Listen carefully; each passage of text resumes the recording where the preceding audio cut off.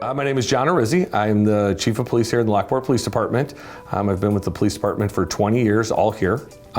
Since I've worked here, I've been a patrolman, sergeant, investigations commander, patrol commander, a detective. I've worked on the Major Crimes Task Force. I have worked undercover for the Metropolitan Area Narcotics Squad, and for the last few years I've been a part of the administration. And then just on July 11th, I was promoted to Chief of Police. It goes without saying that the number one priority when working between the police and school is safety. Safety is obviously what we're looking for on a daily basis. And I don't just mean from the most tragic or terrible type of situation, but just in our daily safety of getting students to and from school safely. You know, our students walk through busy intersections. There's younger people driving, all of these different things. Anyone who's like myself, a parent of a high school age child, you always worry about them driving to and from school. And then making sure that teachers are comfortable, that the students are comfortable, that everybody that comes to school in our town feels that the police are there to help them in any way that we possibly can. We've been trying to work more and more with our patrol officers that as activities are happening, whether it's a soccer game or a cross-country meet, to stop, pull over, you know, and walk around and be a part of it.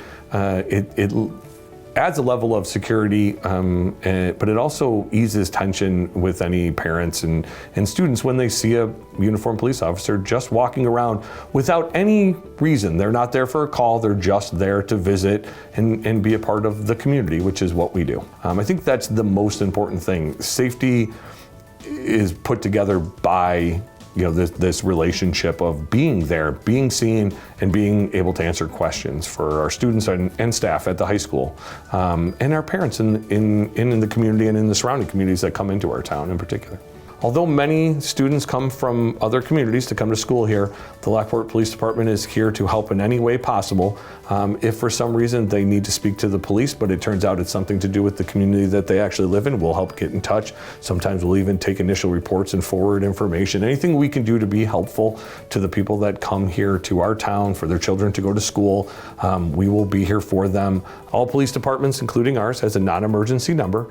Use the non-emergency number and ask to speak to an officer, have an officer call you back. It never hurts to call and ask. We're public servants, we're here to serve the community, and we want to be as helpful as possible. I really like this emergency procedure card. I know that I was a part of several meetings where this card came up. I'm very happy to see that LTHS has done this.